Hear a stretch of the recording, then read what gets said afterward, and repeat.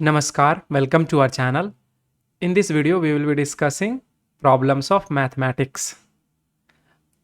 ये bilingual session होगा। Bilingual मतलब कि हम लोग हिंदी और इंग्लिश दोनों मिक्स करके बात करेंगे, जिससे कि बिहार बोर्ड के ज़्यादातर बच्चे तो हिंदी मीडियम के ही होते हैं, बट जो इंग्लिश मीडियम के हो वो लोग भी इसको आसानी से देख सके, समझ सके। तो हम लोग बेसिकली करने जा रहे हैं कि बिहार बोर्ड के इंटरमीडिएट एग्ज़ाम के मैथमेटिक्स पेपर का डिस्कशन करेंगे इसमें। और हर वीडियो में हम लोग 10, जैसे अभी ऑब्जेक्टिव डिस्कस कर रहे हैं, तो हर वीडियो में हम लोग 10 करके ऑब्जेक्टिव करेंगे तो 100 हो जाएगा। अगले बार पेज में देख लेते हैं, सारा स्कीम समझ में आ जाएगा। हमारे पास यहाँ पे 100 टोटल 138 क्वेश्चन है। 100 प्लस 30 प्लस 8, ये सारा क्वेश्चन जो है वो है, इसमें से हमको 50 क्वेश्चन सॉल्व करना है, इसमें से हमको 4 क्वेश्चन सॉल्व करना है, और इसमें से हमको 15 क्वेश्चन सॉल्व करना है। ये 1 मार्क का है तो ये हमको 50 यहाँ से आ जाएगा। ये 2 मार्क्स का है तो ये हमारा 30 नंबर यहाँ से आ जाएगा। और ये 5 मार्क्स का है तो 20 मार्क्स यहाँ से आ जाएगा। तो टोटल जो है वो 100 मार्क्स हो गया। तो हम लोग चूंकि एग्ज़ाम में 50 ही सॉल्व करना है, लेकिन हम चूंकि यहाँ पे रेफरेंस दे रहे हैं, इसीलिए हम 100 क्वेश्चन ही सॉल्व करेंगे। उसमें से 10-10 करके हम लोग एक वीडियो में डिस्कस करें, ताकि वीडियो बहुत ज़्यादा बड़ा नहीं हो और बच्चे जो भी एग्ज़ाम दिए हैं वो रेफरेंस ले सकें, जो देने वाले हैं वो देख सकें कि हम लोग को किस तरह का प्रॉब्लम आता है। और मोस्ट इम्पॉर्टेंटली आंसर तो ऑलरेडी सब लोग मिला ही लिए होंगे। सॉल्यूशन देने से मेरा मोटो ये है कि आप प्रॉब्लम में किस तरह से सोचना है, प्रॉब्लम को अप्रोच कैसे करना है, ये देखना है। ठीक है, तो बिना फर्दर अडू के हम लोग चलते हैं। ठीक है, और लैंग्वेज हम दोनों ही रखे हैं, जैसे प्रॉब्लम हिंदी और इंग्लिश दोनों में लिखा गया है। हम सजेस्ट करेंगे कि आप इंग्लिश वाले को फॉलो कीजिए, खासकर हिंदी मीडियम वाले, फिर आपको अजीब लगेगा। इसलिए कि आप अगर हायर एजुकेशन में जाना चाहते हैं तो इंग्लिश से पाला पड़ेगा ही पड़ेगा। ठीक है, तो अच्छा है कि मैथमेटिक्स में इंग्लिश का उतना कोई लोड रहता नहीं है।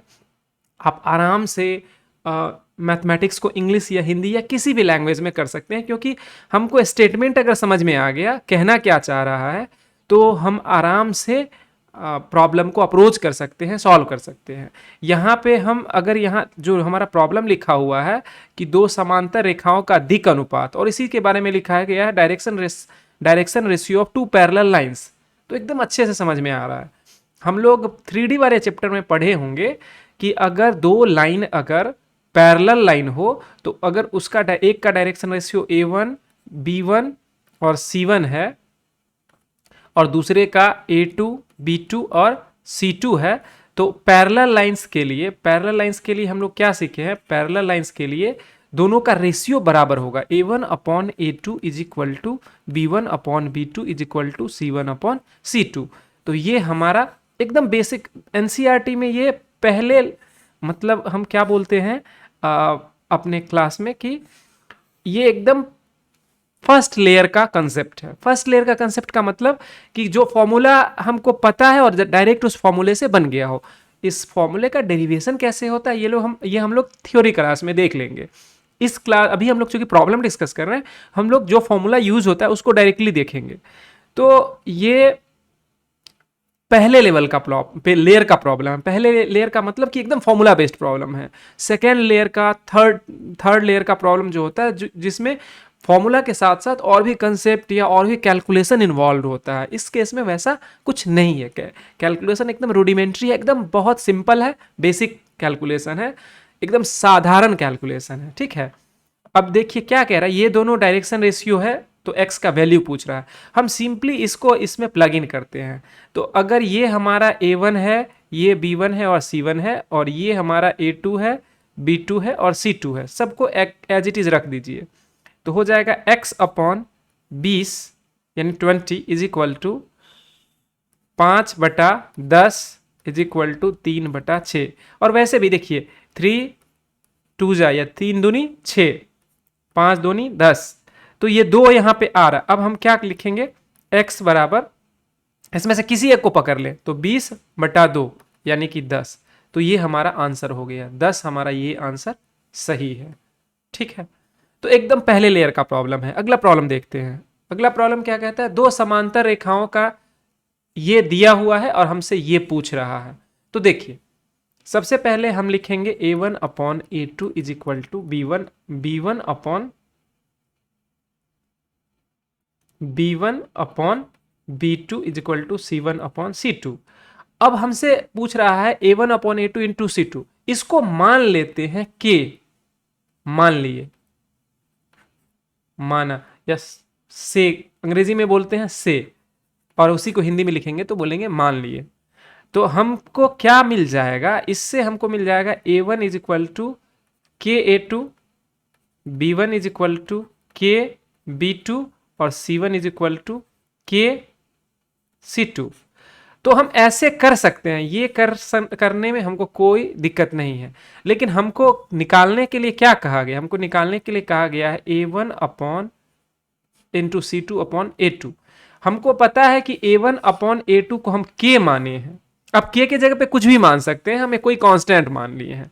तो a1 अपॉन a2 k हमारे पास है ही, तो हम इस a1 अपॉन a2 को k मान लिए और c2 लिख दिए, c2 जो पहले से है।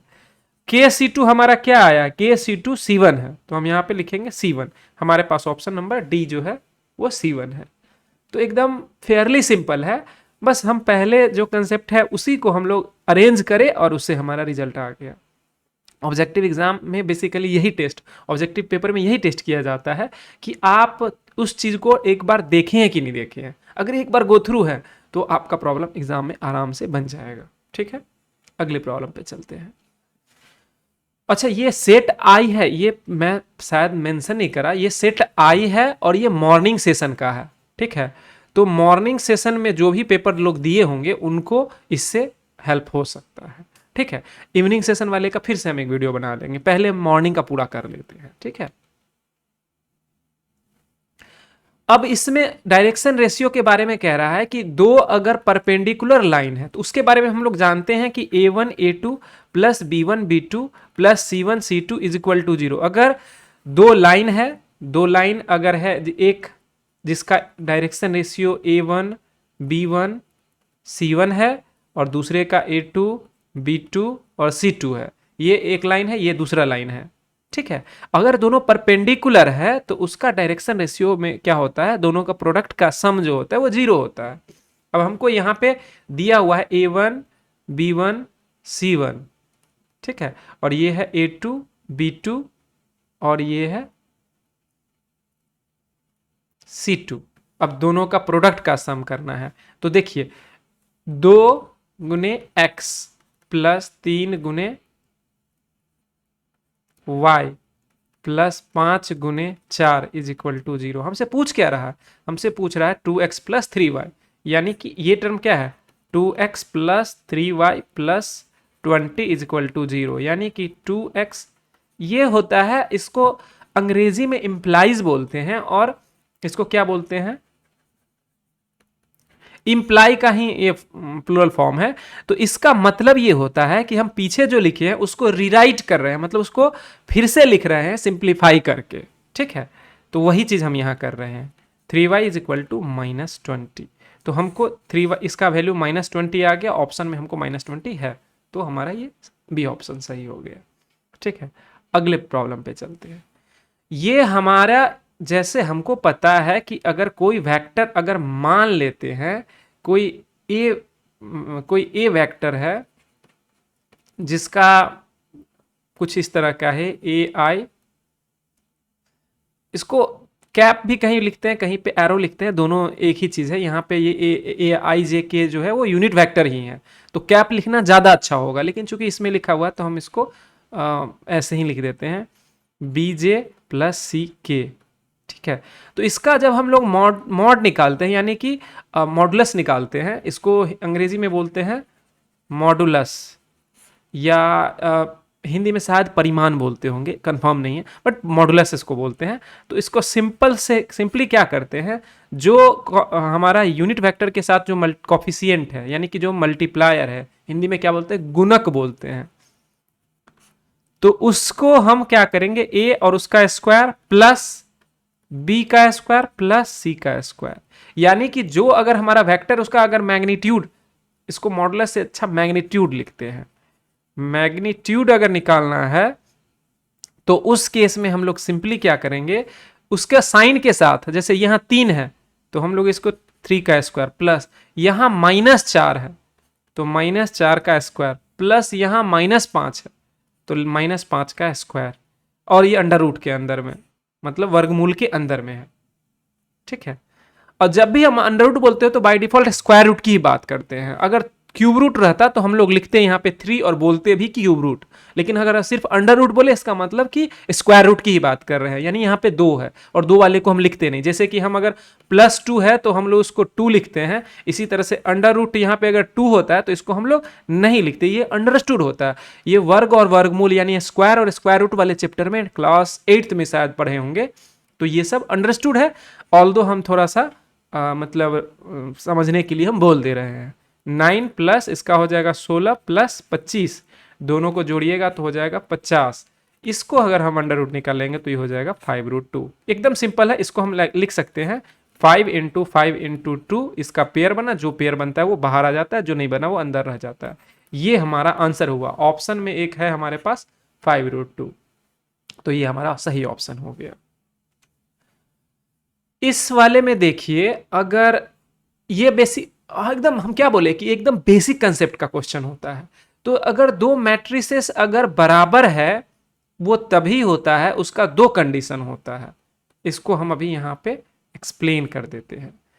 अब पता नहीं लोगों को, जैसे अगर मैट्रिक्स के साइज की बात करें तो हमसे पूछा जा रहा है कि कितना रो और कितना कॉलम है, तो इसमें 1 रो और 2 कॉलम है, तो इसका साइज अगर लिखें तो पहले रो लिखते हैं फिर कॉलम लिखते हैं 1 × 2, और इसको भी 1 × 2।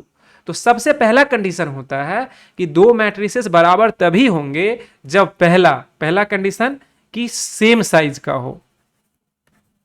सेम साइज मतलब बराबर आकार का हो। आकार जब भी हम मतलब मैट्रिसेस की बात करते हैं, ये मैट्रिसेस है, मैट्रिक्स सिंगुलर होता है, उसी का जब हम प्लूरल होता है उसको मैट्रिसेस बोलते हैं। ठीक है, तो हम उसके लिए 2 कंडीशन होता है। 2 कंडीशन क्या क्या है? पहला कि सेम साइज का हो। सेम साइज का मतलब कि रो गुने कॉलम जो होगा, रो गुने कॉलम, रो जो होता है वो इस साइड से जितना हम अगर ये जैसे एक बार हुआ, अगर और भी एलिमेंट रहता तो दोबारा होता, तो इस साइड से जो हम काउंट करेंगे तो जितना होगा वो रो होता है, और अगर टॉप से अगर हम नीचे की तरफ देखें तो वो हमारा कॉलम होता है। तो साइज को लिखने का तरीका होता है पहले रो गुने कॉलम। जैसे आप जैसे बस स्टैंड जाते हैं तो वहां पे देखते होइएगा 2x2 कोच या 4x4, तो वो बेसिकली रो एंड कॉलम की ही बात करता है। पहला कंडीशन सेम साइज का हो। दूसरा कंडीशन कि सेम मतलब एलिमेंट सेम हो, मतलब एलिमेंट जो होगा, एलिमेंट का मतलब जो उसका मेंबर होता है, एलिमेंट सेम हो। इसको हम कैसे बोलेंगे? जैसे हर एक, अगर हम एक मैट्रिक्स अगर लिखें 2x2 का लिखते हैं, मान लेते हैं 2x2 का, तो इसको हम लिखेंगे A11 A12 A21 A22। तो जब हम A11 लिखे इसका मतलब पहला रो और पहला कॉलम। जब A22 लिखे इसका मतलब दूसरा रो। अगर 21 लिख लेते हैं, मान लेते हैं अगर 21 लिखे तो पहला वाला जो होता है वो रो को रिप्रेजेंट करता है और दूसरा वाला जो होता है वो कॉलम को रिप्रेजेंट करता है। ठीक है, तो एलिमेंट सेम होने का मतलब है कि सेम पोजीशन में जो एलिमेंट हो वो सेम। ऐसा नहीं कि ये वाला एलिमेंट, अगर बी हम एक मैट्रिक्स ले ले, B11 B12 और B21 और B22, तो ऐसा नहीं कि ये वाला एलिमेंट इसके बराबर हो, नहीं, ये वाला एलिमेंट इसके बराबर हो, ये वाला एलिमेंट इसके बराबर हो, सेम पोजीशन वाला एलिमेंट एक दूसरे के बराबर हो। तो अब हम इसको क्लीन कर देते हैं और हम देखते हैं कि अगर ये दोनों मैट्रिक्स इक्वल बोला है, इसका मतलब ये वाला टर्म इसके बराबर होगा और ये वाला टर्म इसके बराबर होगा।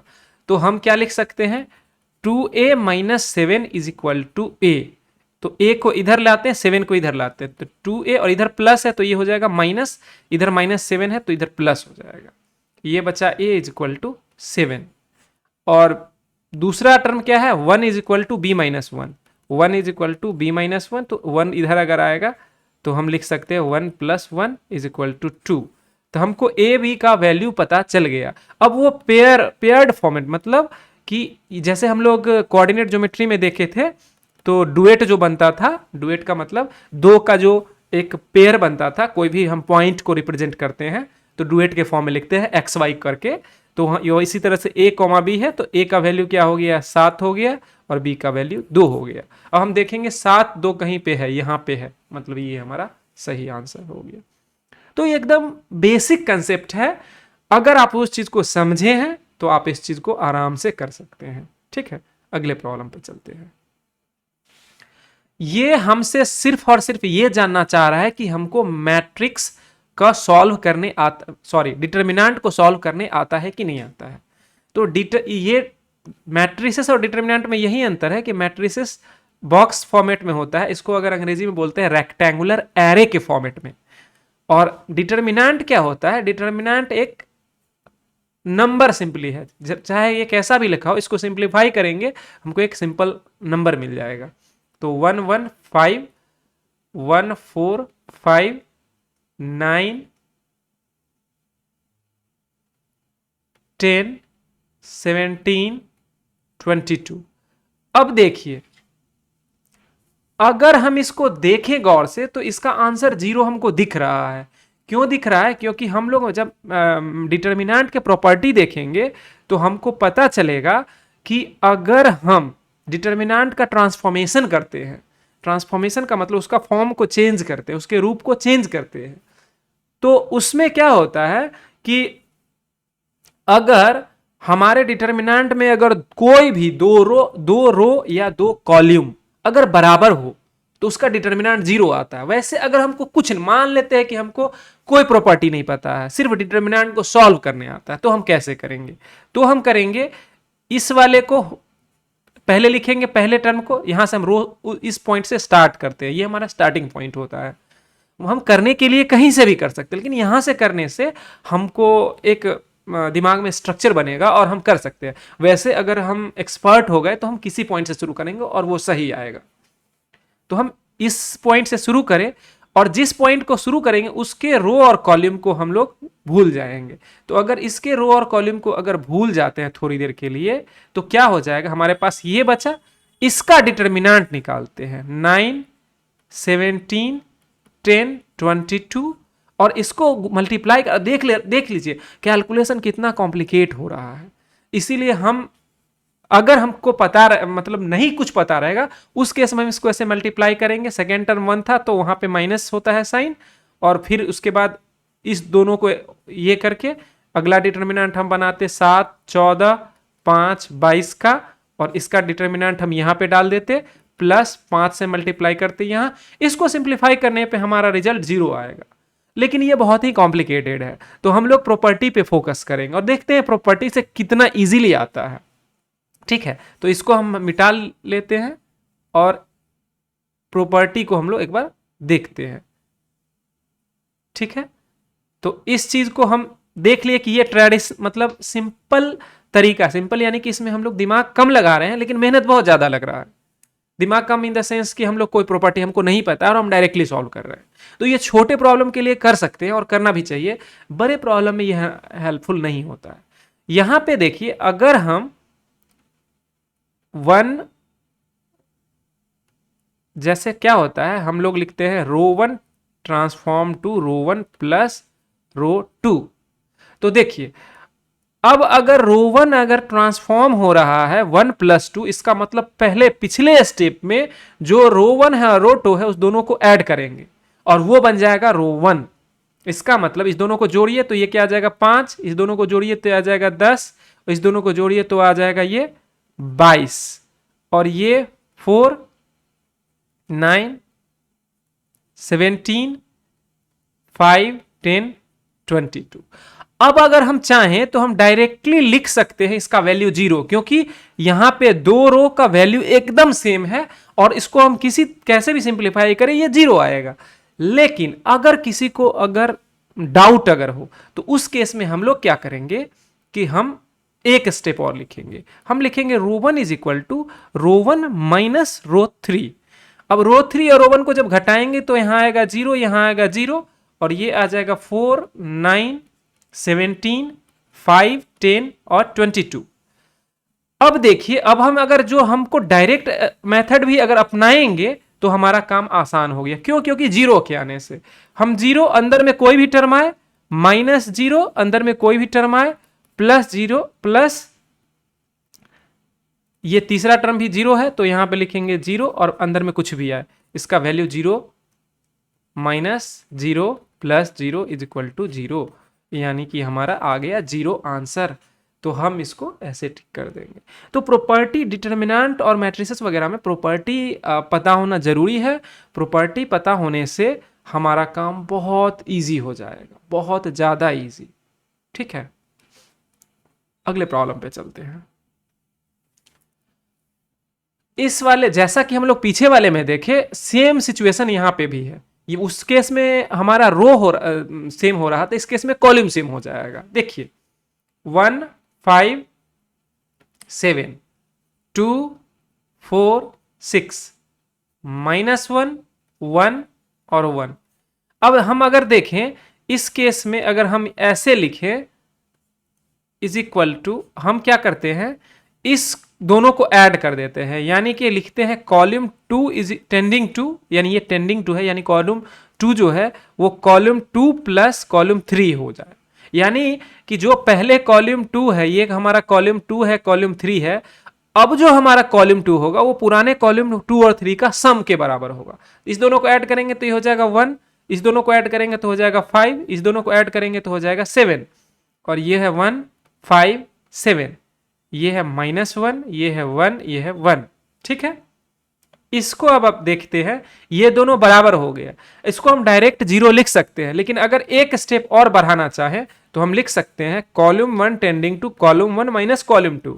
तो ये हो जाएगा जीरो, ये हो जाएगा जीरो, ये हो जाएगा जीरो, ये हो जाएगा 1, 5, 7, -1 और 1 और 1। अब देखिए जब इसको सॉल्व करेंगे तो पहला टर्म तो ऐसे ही जीरो हुआ, दूसरा टर्म -1, और इस दोनों को मल्टीप्लाई करेंगे तो अंदर में जीरो आ जाएगा, और तीसरा टर्म प्लस -1 इंटू, अब इस दोनों को मल्टीप्लाई करेंगे तो ये जीरो आ जाएगा, यानी अल्टीमेटली ये जीरो आएगा। तो हमारा आंसर क्या हो जाएगा? जीरो हो जाएगा। तो ये बेसिकली सेम हमारा जो डिटर्मिनेंट के प्रॉपर्टी पे बेस्ड है। हम एक बार हम प्रॉपर्टी को समझ लेंगे तो ये सारे क्वेश्चन जो है हम लोग आराम से कर सकते हैं। हम इतना कैलकुलेट भी नहीं करते, ये बस दिखाने के लिए कि ऐसे हो रहा है। हम बस देखते कि जैसे ही हमारा दो कॉलम को जोड़ने या घटाने से तीसरे किसी दूसरे कॉलम या रो के बराबर जैसा एक जैसा हो रहा है, तो उस केस में हम लोग हमारा जो डिटर्मिनेंट का वैल्यू आएगा वो जीरो आएगा। ठीक है, ये एकदम सिंपल सा है। इसमें हम लोग सिंपली दो वाले का है, तो हम इसमें ज्यादा ट्रांसफॉर्मेशन या यूज करने से कोई फायदा नहीं है, क्योंकि एक ही बार में हमारा सॉल्व हो जाता है। तो हम क्या लिखेंगे? Minus sine theta cos theta sec theta cosec theta. इसको अगर मल्टीप्लाई करें तो क्या हो जाता है? इसको इससे मल्टीप्लाई करते हैं, यानी कि minus sine theta into cosec theta, और उसके बाद हम क्या लिखते हैं? माइनस और कॉस इंटू सेक थीटा। अब देखिए ये दोनों मिलके क्या हो जाता है? 1, तो ये -1 और माइनस ये दोनों मिलके भी 1, यानी कि -2। ये हमारा हो गया आंसर, जो कि हमारा ऑप्शन सी है। हां, इसमें एक चीज सीखने का है, और सीखने से पहले मैं बिना बनाए इसको देख के बता दूंगा, क्योंकि ये हमारा क्या है? आइडेंटिटी मैट्रिक्स सेकेंड ऑर्डर का है। I2 लिखने का मतलब हुआ कि ये 2x2 का एक आइडेंटिटी मैट्रिक्स है, और आइडेंटिटी मैट्रिक्स जस्ट लाइक हमारा नंबर में जैसे 1 को अगर किसी से मल्टीप्लाई करें, अगर 5 से मल्टीप्लाई करें तो 5, 1 को अगर 11 से मल्टीप्लाई करें तो 11, उसी तरीके से आइडेंटिटी मैट्रिक्स को जिस किसी भी मैट्रिक्स से मल्टीप्लाई करेंगे वो मैट्रिक्स एज इट इज आ जाएगा। बस ध्यान ये रखना है जिस ऑर्डर का हमारा मैट्रिक्स होगा उसी ऑर्डर का आइडेंटिटी मैट्रिक्स होगा। जैसे ये 2x2 है, 2x2 है, इसका मतलब ये सेकेंड ऑर्डर का है। सेकेंड ऑर्डर का ऑर्डर का ये आइडेंटिटी मैट्रिक्स है, आइडेंटिटी मैट्रिक्स। ठीक है, ये इसको ऐसे समझिए आप कि ये जैसा हम नंबर में 1 जो काम करता है, मैट्रिक्स में आइडेंटिटी मैट्रिक्स वही काम करता है, सेम प्रॉपर्टी उसका होता है। तो हम इसको बिना मल्टीप्लाई किए, चूंकि ये आइडेंटिटी मैट्रिक्स I2 है, यानी सेकेंड ऑर्डर का आइडेंटिटी मैट्रिक्स है, तो हम जिस भी मैट्रिक्स से भी मल्टीप्लाई करेंगे वो एज इट इज आ जाएगा। तो इसमें देखते हैं कि कौन सा मैट्रिक्स सेम है, तो ऑब्वियसली यही मैट्रिक्स सेम है, इसीलिए बिना कुछ किए हम इसको ए टिक कर सकते हैं। वैसे अगर आपको नहीं समझ में आए तो हमको पता है कि हम मल्टीप्लिकेशन कैसे करते हैं, हम मल्टीप्लिकेशन करेंगे और उससे भी हमारा रिजल्ट सेम आ जाएगा। ठीक है, वैसे हम इसको ज़्यादा डिटेल में हम जब प्रॉब्लम डिस्कस करेंगे, थ्योरी डिस्कस करेंगे, वहां बता देंगे। तो हम लोग क्या करते हैं, रो को ऐसे पहले कॉलम से मल्टीप्लाई करते हैं और उसको एक इस प्लेस पे डालते हैं। रो 1 से 2 का मल्टीप्लिकेशन 2 हो जाएगा, 0 से 0 का मल्टीप्लिकेशन 0 हो जाएगा। फिर इस रो को इस कॉलम से मल्टीप्लाई करेंगे। इसका पोजीशन कैसे आता है वो भी पता है, उसको अगर आप लिख के देखिएगा तो पता चल जाएगा। 1 इससे क्या हो जाएगा -3 और +0। अब इसको मल्टीप्लाई करेंगे तो पहले 0 आ जाएगा और 1 0 फिर से 0 आ गया। अब इसको मल्टीप्लाई करेंगे तो 0 + 4। अब देखिए फिर से हमारा वही आ गया 2 -3 0 और 4, जो हमारा ओरिजिनल रिजल्ट है और हम डायरेक्ट भी वही लिखे थे। तो कहा जाता है कि मतलब जैसे आपको मैथमेटिक्स में क्या है, आपको अपने एनर्जी को कंजर्व करना है। जहां पे एकदम स्ट्रेट फॉरवर्ड है वहां पे आप स्ट्रेट फॉरवर्ड प्रोसेस को अपनाइए और उसको सॉल्व कीजिए। जहां पे कॉम्प्लेक्स है, जहां पे लगेगा कि बहुत सारा स्टेप है और हम स्टेप स्किप करेंगे तो गलती हो सकता है, उस केस में हम लोग नहीं करेंगे। लेकिन यहाँ पे हम अगर एक क्रक्स अगर बोले इस प्रॉब्लम का, तो बस ये जानना चाह रहा है कि आइडेंटिटी मैट्रिक्स को आप जान रहे कि नहीं जान रहे और उसके प्रॉपर्टी को जान रहे कि नहीं जान रहे। अगर आप आइडेंटिटी मैट्रिक्स को जान रहे हैं तो आप इसको डायरेक्टली आंसर करेंगे और एकदम सही आंसर करेंगे बिना किसी गलती के। अगले प्रॉब्लम को देखते हैं। अब ये देखिए मैट्रिक्स, अगर ए कोई मैट्रिक्स है, मान लेते हैं I क्रॉस J, यानी कि I नंबर ऑफ रोज है और J नंबर ऑफ कॉलम्स है, और B कोई मैट्रिक्स है, मान लेते हैं J क्रॉस K। हम जान के ऐसा लिख रहे हैं, इसमें J रो है और K कॉलम है। तो अगर A क्रॉस B को मल्टीप्लाई करने के लिए ये कंडीशन मैच होना मस्ट है। ये A I J है और ये B J K है। जब तक ये दोनों मैच नहीं करता है, अगर ये दोनों बराबर नहीं है तो हम इसको मल्टीप्लाई नहीं कर सकते हैं। और यहां पे क्या है, अब अगर हम इसको लिखें 6 5, तो इसमें क्या है, रो कितना है, एक ही है, तो एक, कॉलम कितना है, 2 है, तो 1 गुने 2। और जो हमारा दूसरा मैट्रिक्स है क्या है, 1 और -1। रो कितना है, 1 और 1 2 है रो, और कॉलम कितना है, 1। अब गौर से देखिए ये दोनों बराबर है, इसका मतलब कि इसको मल्टीप्लाई कर सकते हैं। और इसका रिजल्ट जो होगा वो सी मैट्रिक्स होगा। वो कैसा होगा, इसका जितना रो होगा I और इसका जितना कॉलम होगा क्रॉस K। ठीक है, यही चीज यहां पे होगा। तो यहां पे कि ये 1 है और ये 1 है, यानी 1 क्रॉस 1, और 1 क्रॉस 1 का मतलब सिंपली हमारा नंबर जो होगा वो नंबर आ जाएगा। तो देखिए इसको मल्टीप्लाई करेंगे 6 को 1 से, तो 6 इंटू 1, और 5 को +5 इंटू -1, यानी कि 6 -5 इज इक्वल टू 1। ठीक है, तो ये हमारा हो गया 1। और मैट्रिक्स, इसको हम मैट्रिक्स के फॉर्मेट में लिख सकते हैं, ये 1 क्रॉस 1 मैट्रिक्स है। वैसे सारा नंबर जो होता है, मैट्रिक्स लिखने का मोटो ये है कि मैट्रिक्स में नंबर के अलावा भी कुछ हो सकता है। मैट्रिक्स के अंदर इक्वेशन हो सकता है, मैट्रिक्स के अंदर वेक्टर हो सकता है, मैट्रिक्स के अंदर और भी बहुत सारा चीज हो सकता है। मैट्रिक्स के अंदर कोई शेप डाल सकते हैं, कुछ भी डाल सकते हैं। मैट्रिक्स एक तरह का एक कंटेनर हुआ, और 1 क्रॉस 1 उसका साइज हुआ कि एक रो है और एक कॉलम है, यानी कि इसमें एक प्लेस है, इसमें हम एक चीज कुछ भी रख सकते हैं, एक नंबर रख सकते हैं, एक इक्वेशन रख सकते हैं, एक बॉक्स रख सकते हैं, कुछ भी एक रख सकते हैं। ठीक है, तो ये हुआ। तो इस तरीके से हम लोग देखेंगे। अगले वीडियो में हम लोग बाकी 10 ऑब्जेक्टिव प्रॉब्लम का डिस्कशन देखेंगे, और प्रॉब्लम बहुत ही ईजी है, आपको दिख ही रहा होगा। बस बेसिक कंसेप्ट हमको पता होना चाहिए, उससे हमारा प्रॉब्लम आराम से बन जाएगा। Thank you for watching this video. अगले वीडियो में हम लोग अगले 10 ऑब्जेक्टिव प्रॉब्लम का डिस्कशन करेंगे। हिंदी मीडियम वाले खासकर उनका हम कमेंट चाहेंगे कि आप समझ पा रहे हैं कि नहीं समझ पा रहे हैं मेरी बातों को, और अगर जो नहीं समझ पा रहे हैं वो ज़रूर लिखिए। और मेरे मतलब जब हम +2 में थे तो हमारे एक फिजिक्स के सर थे, और बहुत अच्छे सर थे, नाम मैं नहीं लूँगा अभी, लेकिन वो हमेशा कहते थे कि क्लास में जो शर्माता है वो ज़िंदगी भर उसको दिक्कत होगा। तो क्लास में एकदम बेशरम बन के जो नहीं आए पूछ लो, कोई क्या सोचता है, वो सर हमेशा बोलते थे कि अरे आपको भी मौका मिलेगा हंसने का, अगर आप पे हंस रहा है तो ये एकदम। और मेरे क्लास में एक लड़का था, मतलब अगर मेरे से पूछा जाए तो हमको बहुत हेजिटेशन होता था और हम नहीं पूछ पाते थे क्लास में बहुत सारा चीज़। हमको लगता था कि ये सबको पता होगा, जबकि ऐसा नहीं था। बहुत सारे लोगों को नहीं पता होता था। क्लास जब हम सर से बाहर पूछते थे तो सर बोल लेते थे कि क्लास में क्यों नहीं पूछे, पर हम पूछ लेते थे, कहीं भी पूछ लेते थे। लेकिन हम रिकमेंड करेंगे कि क्लास में ही पूछिए, क्लास में पूछिए, क्योंकि जब आप पढ़ रहे हैं कोई चीज़ और उस मोमेंट में अगर आपको कोई अगर डाउट आता है, उस डाउट को अगर वहाँ क्लियर कीजिएगा तो आपको ज़्यादा मतलब आसानी होगा और अच्छा रहेगा। ठीक है, थैंक यू। तो बने रहिए, अगले वीडियो में मिलते हैं।